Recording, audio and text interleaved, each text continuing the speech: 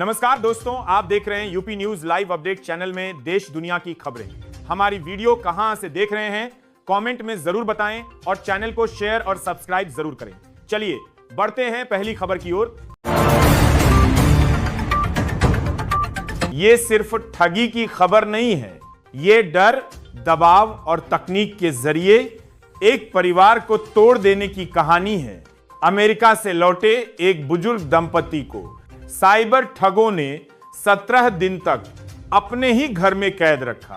Phone call, video call और नकली सरकारी अफसरों की धमकियों के जरिए उन्हें मानसिक बंधक बना लिया गया।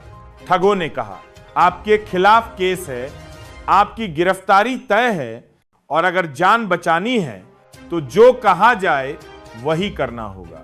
डरे हुए बुजुर्ग दंपति ने बैंक खातों, एफडी और निवेश की सारी रकम ठगों के बताए खातों में ट्रांसफर कर दी।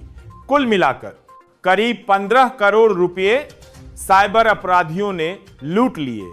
सबसे डरावनी बात यह है कि यह ठगी सड़क पर नहीं, घर के अंदर हुई, बिना हथियार, बिना ताले तोड़े, सिर्फ डर के सहारे।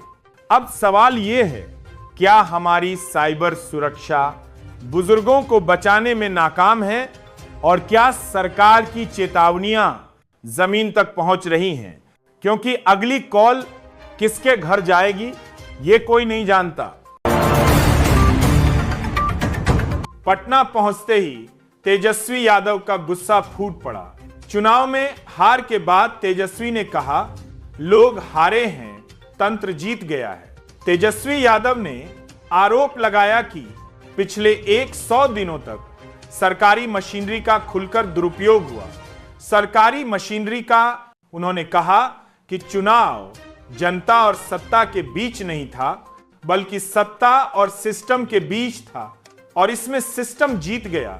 तेजस्वी का कहना है कि जनता ने बदलाव के लिए वोट दिया, लेकिन नतीजों में वो आवाज दबा दी गई। उन्होंने ईवीएम, प्रशासन और सत्ता की भूमिका पर गंभीर सवाल खड़े किए। तेजस्वी ने साफ कहा कि ये लड़ाई यहीं खत्म नहीं होगी, वो सड़क से लेकर सदन तक जनता की आवाज उठाते रहेंगे। सवाल अब यह है, क्या यह सिर्फ हार का गुस्सा है या वाकई लोकतंत्र में तंत्र इतना ताकतवर हो चुका है कि जनता की जीत भी हार में बदल दी जाती है?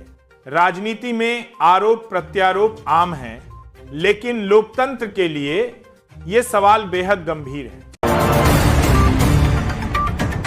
वाइब्रेट गुजरात रीजनल कॉन्फ्रेंस में प्रधानमंत्री नरेंद्र मोदी कहते हैं, दुनिया की भारत से उम्मीदें बढ़ रही हैं। बात सुनने में अच्छी लगती है।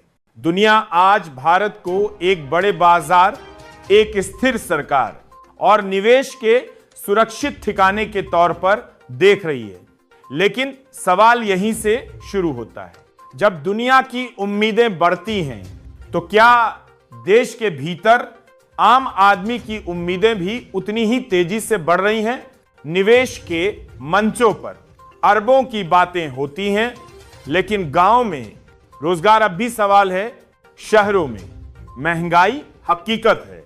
उम्मीदें सिर्फ बाहर की नहीं, अंदर की भी जरूरी